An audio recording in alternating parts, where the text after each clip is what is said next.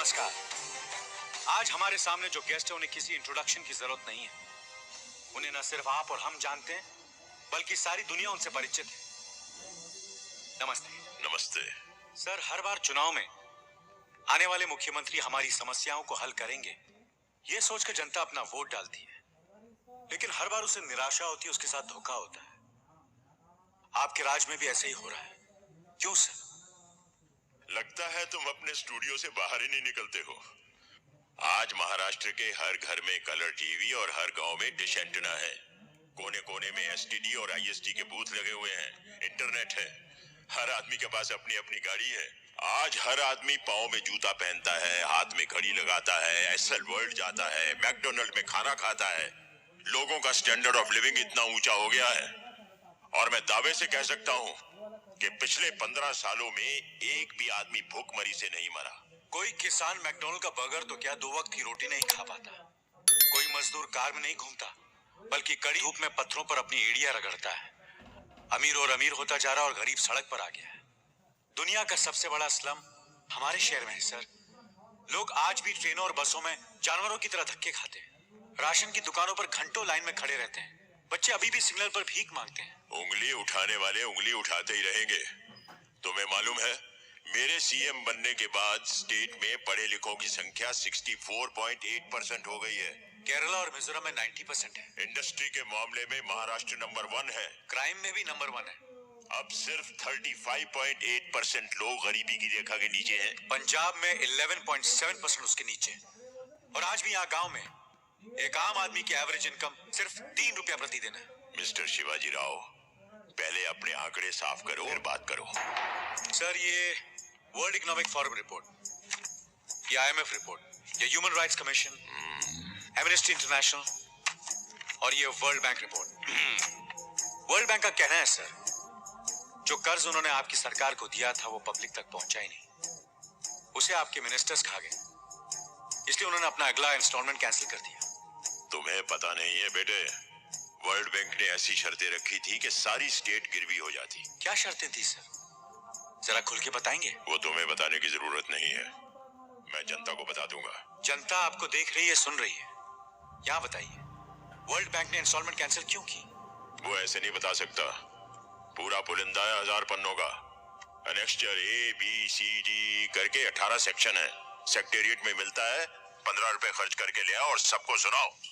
अगला सवाल। Sir, politics में आने से पहले आपका फैमिली बैकग्राउंड क्या था? हमारा परिवार बहुत गरीब था। हम लोग खेती बाड़ी करते थे। अभी आपकी तनख्वाह कितनी है? क्या? सैलरी, तनख्वाह? सब काट कर कोई 18,000 रुपए होगी। यानी एक साल में 2,16,000, यानी आज तक की आपकी कमाई 20-25 लाख रुपए से ज्यादा नहीं हो सकती। फिर भी आपके पास 500 करोड़ रुपए की प्रॉपर्टी है, वो कहां से आई सर? अरे बाप रे, ये तो धोती खोल रहा है। सब बकवास है। तुम्हें जानना है मेरी प्रॉपर्टी के बारे में तो जाओ कोर्ट में केस करो। वहां आकर बताऊंगा कि मेरे पास क्या है। केस? वैसे ही कोर्ट में 14 लाख केसेस हैं जो 15 साल से चल रहे हैं। हर्षद मेहता का केस अभी तक चल रहा है। बॉम्ब ब्लास्ट वाले बाइज्जत बरी हो गए। एक औरत का रेप केस, जब उसका नंबर आया तो उसे मरे हुए 5 साल हो चुके थे और आप कहते हैं केस करो। ये याद है सर? हाँ, देखा है कहीं। ये आपका इलेक्शन मैनिफेस्टो है। ओह हाँ, याद आया, मैंने ही तो छपवाया था। हम जाति और अपराध रहित समाज की स्थापना समाज में कानून और व्यवस्था लाएंगे। औरतें फिर से सड़कों पर खुलेआम चल सकेंगी। घर घर में बिजली, पानी, राशन होगा। पूरी शिक्षा मिलेगी। महंगाई जाएगी, खुशहाली आएगी। वो खुशहाली आएगी की बजाय जाएगी छप गया था। मैंने उसे ठीक करवाया था, मुझे याद है। ये सब हुआ है? क्यों नहीं हुआ है? आप कहते हैं कि कानून और व्यवस्था लाएंगे, लेकिन उस कानून की धज्जियां उड़ाने वाले ही आप हैं। जातिवाद को बढ़ावा देने वाले भी आप। ऐसी बातें करके तुम मुझे भड़काना चाहते हो क्या? मैं आपको भड़काना नहीं चाहता, मैं सिर्फ चाहता हूं कि लोगों को पता चले कि सच्चाई क्या है। ये देखिए। और पूरे राज्य में चक्का जाम करवा दीजिए। तुम मेरे पर गाड़ी चलाओगे तो क्या हमारे साथ वाले हाथ न चले जाएंगे?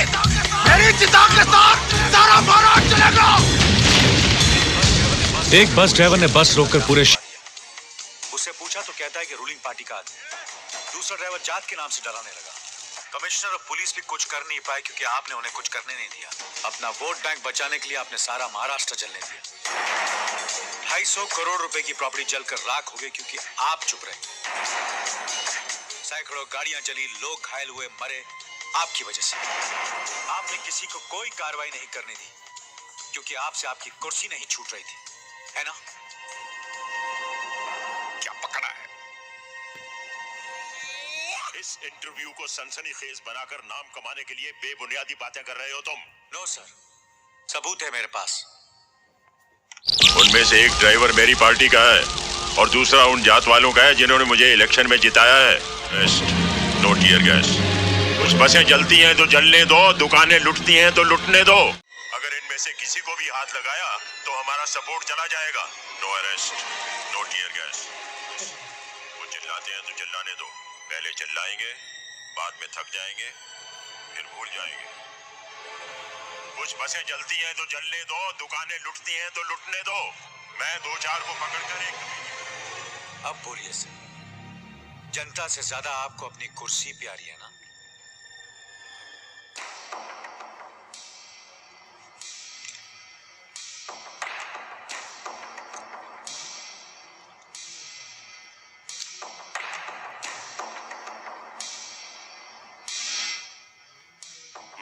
बोलिए सर, क्या हुआ? What's happening? नंगा करके नहला रहा है। अरे बोलना बुढ़े, बोलती क्यों बंद हो गई? अरे ले डाल हीरो, ले डाल। कैमरा बंद कर। क्या काट डालूंगा? कसाई मंत्री इसको बोलो बंद करे। बांधो। हटो, बंद करो उसे, बंद कर कैमरा, बंद कर, साले बंद कर नहीं तो मैं बताऊं तेरे भाई साहब। अबे साले सुनाई नहीं दे रहा तुम लोगों को? बंद करो ये, बंद करो। ये दलिया बंद करो इसे, नहीं तो तेरा पूरा जंगल का। लोगों को उनके सवालों का जवाब अभी तक नहीं मिला। बैठ जाइए प्लीज।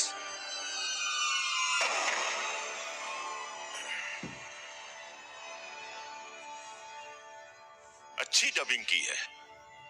मेरे जैसी आवाज वाले किसी से कुछ भी बुलवा कर जनता को मेरे खिलाफ भड़काने की साजिश है ये। इन सवालों के जवाब देना मैं जरूरी नहीं समझता। इसे खुद मैंने अपने कैमरे से शूट किया है सर।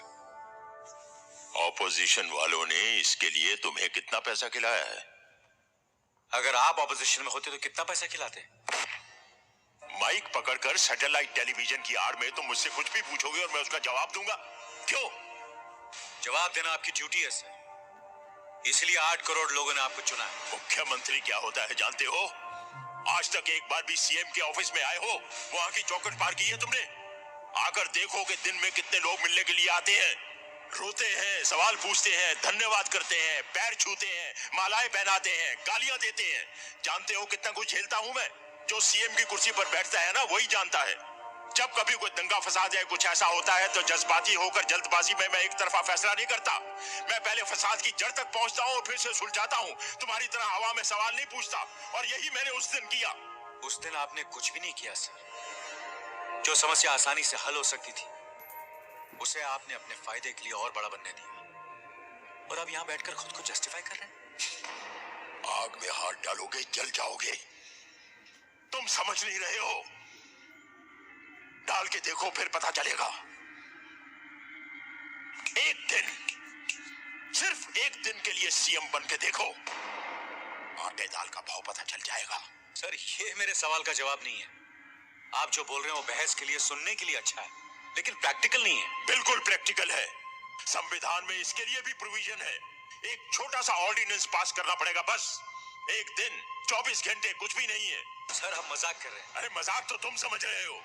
बस एक दिन मेरी कुर्सी पर बैठकर देखो कि कितने अंगारों पर बैठता हूं मैं, कितने कांटों का ताज है मेरे सर के ऊपर।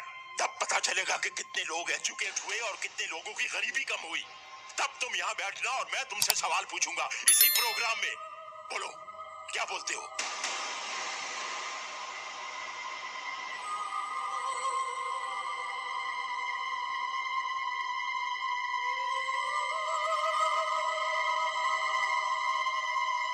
ये सीएम साहब क्या कर रहे हैं? वनडे मैच खेल रहे हैं सीएम की कुर्सी का। जब से बिहार होकर आए हैं अनशंट बोलते रहते हैं। नहीं सर, वो आपका काम है। मेरा नहीं। बस हवा निकल गई। तुम रिपोर्टर लोग बस कुत्ते की तरह भौंकते हो, गाड़ी के पीछे पीछे भागते हो। जैसे ही गाड़ी रोककर दरवाजा खुला नहीं कि तुम दबाकर उल्टे पांव भाग जाते हो। बोलो, बनोगे सीएम एक दिन के लिए? लाइव टेलीकास्ट हो रहा है बच्चे, सब लोग देख रहे हैं, जवाब दो।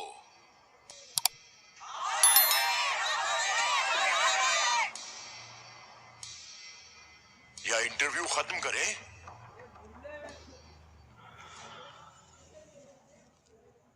ठीक है सर, अगर ऐसा हो सकता है तो मैं तैयार हूं। एक दिन के लिए मैं आपकी कुर्सी पर बैठकर देखूंगा।